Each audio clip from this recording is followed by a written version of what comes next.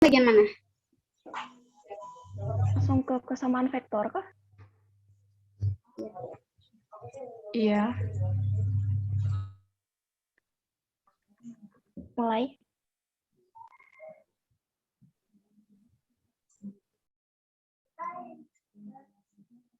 Selanjutnya di sini ada kesamaan vektor. Dua buah vektor atau lebih dikatakan sama jika dan hanya jika vektor-vektor tersebut memiliki arah dan panjang yang sama. Nah, secara geometri di sini ada vektor AB dan vektor CD. Panjang dan arah vektor AB baik vektor CD itu sama, maka bisa dikatakan vektor AB sama dengan vektor CD. Lalu selanjutnya ada vektor FE. Nah, panjang vektor FE dengan panjang vektor AB itu sama, tapi arahnya berbeda, maka tandanya vektor AB tidak sama dengan vektor FE.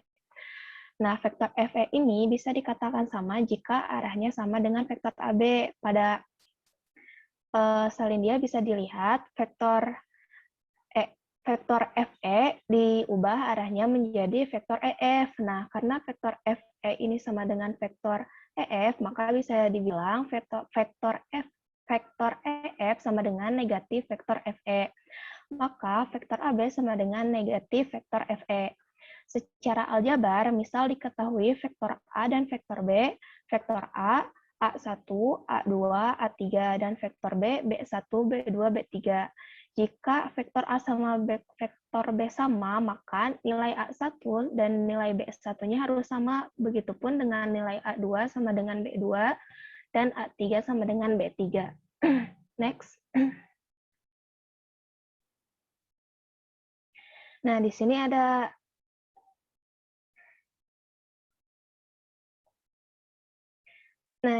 contoh. Diketahui vektor A sama dengan 2 negatif 8 dan vektor B sama dengan 2, 2K tambah 4. Jika vektor A sama dengan vektor B, berapakah nilai K pangkat 2 tambah 3? Jawab, karena vektor A sama dengan vektor B, maka 2 negatif 8 sama dengan 2, 2K tambah 4. Nah, A1 sama B1-nya sama 2, maka kita di sini tinggal menghitung yang negatif 8 harus sama dengan 2K tambah 4. Maka ditulis negatif 8 sama dengan 2K tambah 4, negatif 4 pindah ruas, positif 4 pindah ruas menjadi negatif 8 kurang 4 sama dengan 2K. Negatif 8 kurang 4 sama dengan negatif 12 sama dengan 2K. Berarti K-nya adalah negatif 6. Maka untuk nilai K pangkat 2 tambah 3 adalah negatif 6 pangkat 2 tambah 3 hasilnya 39. Materi selanjutnya akan disampaikan oleh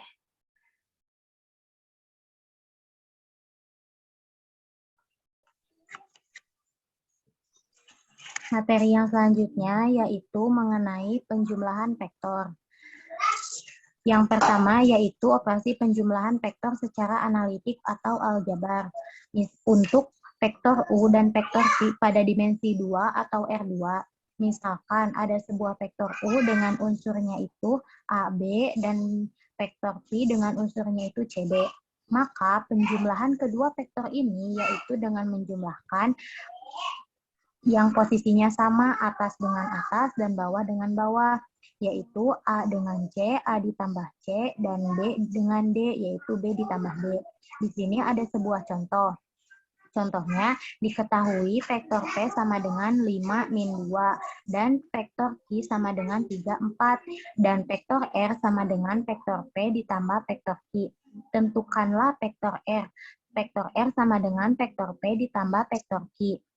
Vektor P-nya itu 5 min 2 ditambah vektor Q-nya itu 3, 4. Maka tinggal ditambahkan atas dengan atas. 5 ditambah 3 yaitu 8 dan bawah dengan bawah yaitu min 2 ditambah 4, 2.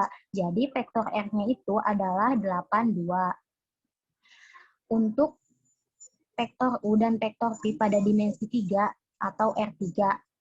Caranya sama saja seperti pada dimensi 2, hanya di sini unsurnya itu ada 3, yaitu ada yang atas, tengah, dan bawah. Jadi penjumlahannya atas dengan atas, tengah dengan tengah, dan bawah dengan bawah.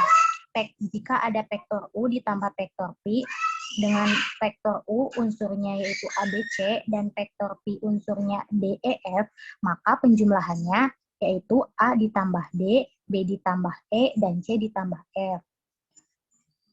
Contohnya, diketahui vektor P-nya itu 2, min 5, 3. Dan vektor Q-nya itu 3, 2, 4. Dan vektor R sama dengan vektor P ditambah Q. Tentukanlah vektor R, maka tinggal dijumlahkan saja. 2 ditambah 3, yaitu 5. Min 5 ditambah 2, min 3. Dan 3 ditambah 4, 7. Jadi, vektor R-nya itu 5, min 3, dan 7. Next.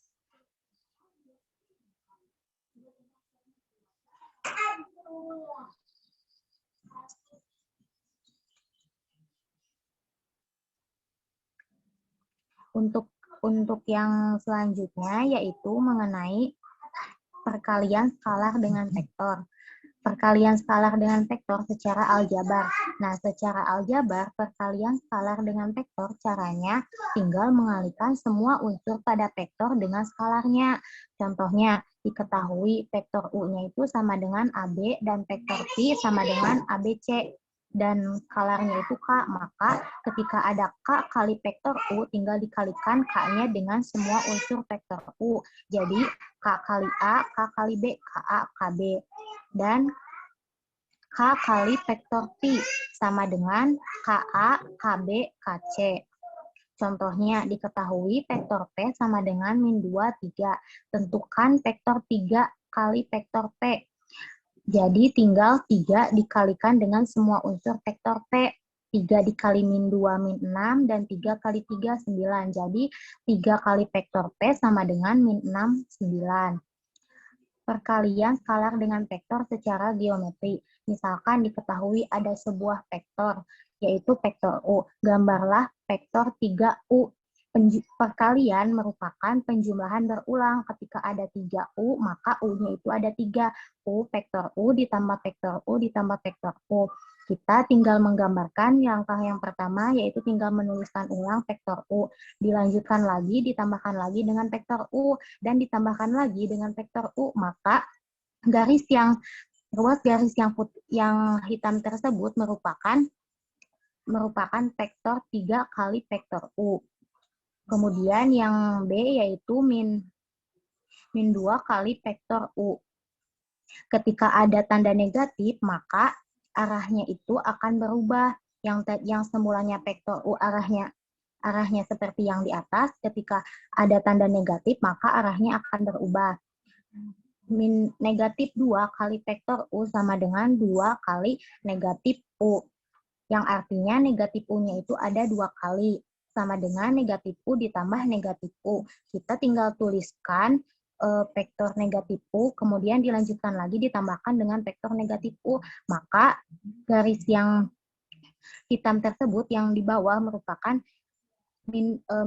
vektor dari min 2 kali vektor U.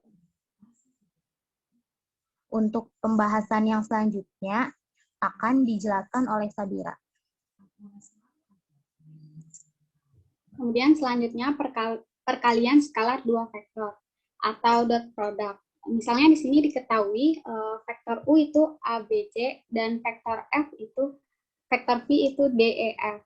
Maka rumusnya vektor U dikali vektor E dikali vektor F atau U dikali dot F itu elemennya yang bersesuaian.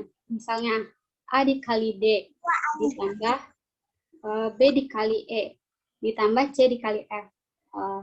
Contoh soalnya, diketahui vektor A sama dengan 2 dan 3, dan vektor B sama dengan min 3 dan 1. Tentukanlah yang pertama, vektor A dikali vektor B. Yang kedua, vektor A dikali 2 dikali vektor A dikurang vektor B. Kita menjawab soal yang pertama. Seperti udah diketahui rumusnya, itu mengalihkan elemen yang sama. Vektor A itu ada 2 dan 3. Vektor B itu ada min 3 dan 1. Maka elemen yang bersesuaian kan 2 dikali min 3. 2 dikali min 3 dan ditambah 3 dikali 1. 2 dikali min 3 itu min 6. Ditambah 3 kali 1 itu min 3. Kemudian yang kedua, vektor A dikali 2 kali vektor A dikurang vektor B. Maka kita harus menyelesaikan operasional yang di dalam dulu. Berarti 2 dikali vektor A. 2 dikali 2 itu 4, 2 dikali 3 itu 6. Sedangkan yang di vektor B itu kan min 3, 1.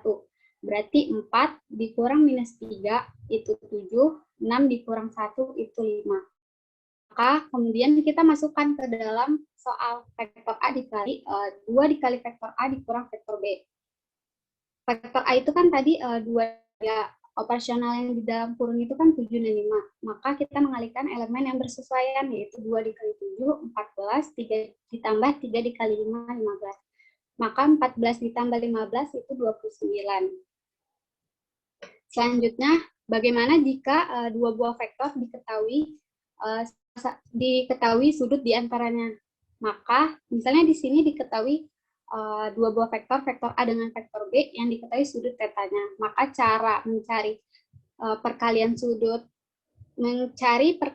vektor A dengan vektor B itu yaitu dengan rumus panjang A dikali panjang B dikali cos theta. Di sini cos theta-nya juga ada batasannya. Batasannya itu lebih dari sama dengan 6 atau tidak kurang dari sama dengan pi atau di antara kuadran 1 atau 2. Terdapat juga gambar yang vektor sudah diperbesar. Sudutnya itu bukan bagian biru di luar, tetapi di antara vektor ini yang di dalam, karena seperti kita ketahui tadi, cos itu bukan berada pada kuadran 3 atau 4. Kemudian contoh soal, diketahui vektor A sama dengan min 4 dan vektor B sama dengan akar 3 dan 1. Jika sudut antara vektor A dan vektor B adalah 60 derajat, maka vektor A dikali vektor B adalah, kita gunakan rumus yang tadi. Tapi sebelum itu kita mencari panjang dulu.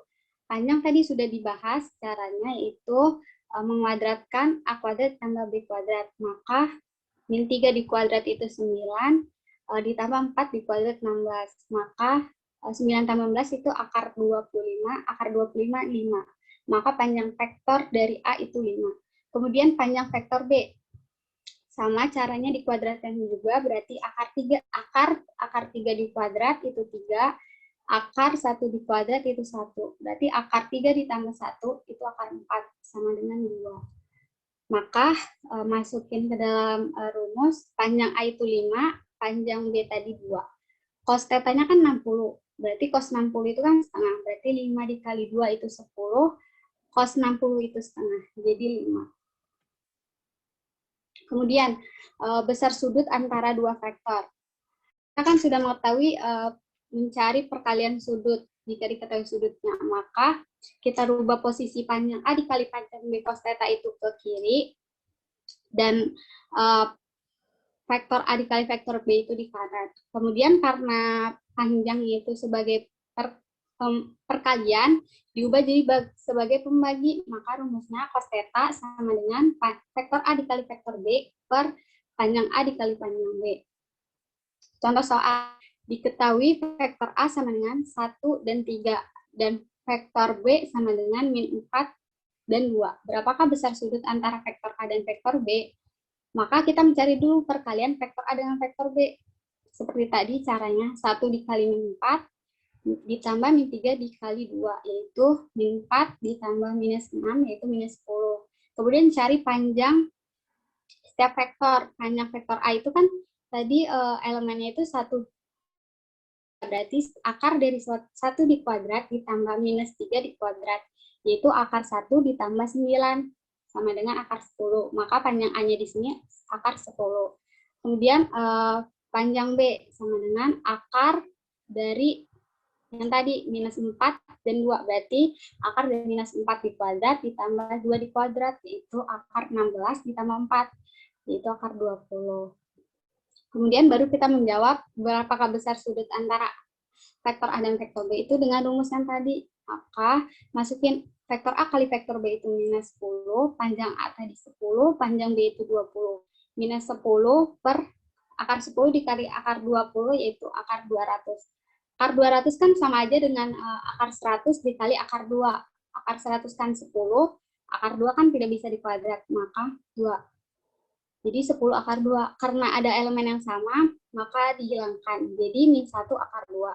Kemudian dirasionalkan, akar 2 per akar 2 sama dengan min 1 per akar 2. karena cos negatif itu berada pada kuadran 2 dan 3, tapi karena cos theta tadi ada batasannya, si cos itu hanya berada pada kuadran 2, maka cos di sini berada pada kuadran 2, yaitu hasilnya 135 derajat.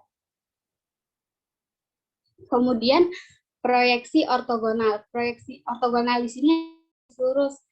Di sini kita mencari proyeksi vektor B pada A. Maka yang pertama itu tarik garis lurus dari ujung B ke A ini. Maka garis biru yang biru tua ini merupakan proyeksi dari vektor B pada A.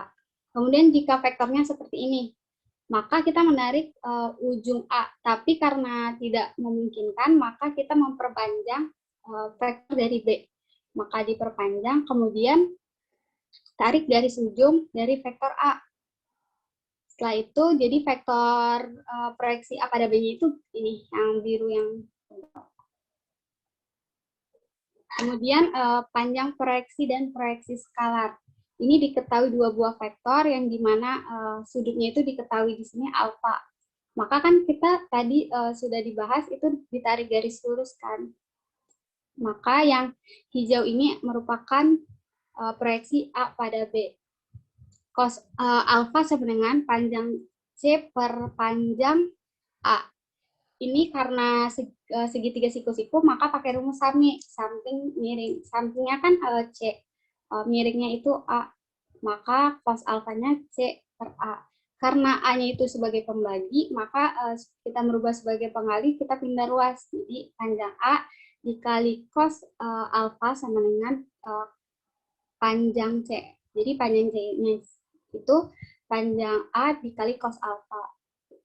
Maka cos alfa tadi kan kita udah tahu rumus di sini, panjang vektor A dikali vektor B per panjang A dikali panjang B. Karena ada elemen yang sama, itu panjang A dengan panjang A, maka kita hilangkan. Jadi panjang A dikali panjang B per vektor A dikali vektor B per panjang B. Kenapa dikasih tanda mutlak? Karena akan bermasalah jika vektornya itu proyeksinya itu berlawanan A, vektornya itu berlawanan arah dengan proyeksi. Maka bisa kita simpulkan rumusnya, jika panjang proyeksi vektor A pada B, itu rumusnya nilai mutlak vektor A dikali vektor B per panjang B. Jika proyeksi skalar vektor A pada B, itu proyeksi rumusnya vektor A dikali vektor B per panjang B. Sekian presentasi dari kami. Saya serahkan kepada moderator. Kepada Michelle. Baik, terima kasih kepada pemateri yang sudah menjelaskan. Nah, sekian dari kelompok kami. Mohon maaf bila ada kesalahan, karena di sini kami masih dalam proses belajar. Wassalamualaikum warahmatullahi wabarakatuh. Waalaikumsalam warahmatullahi wabarakatuh.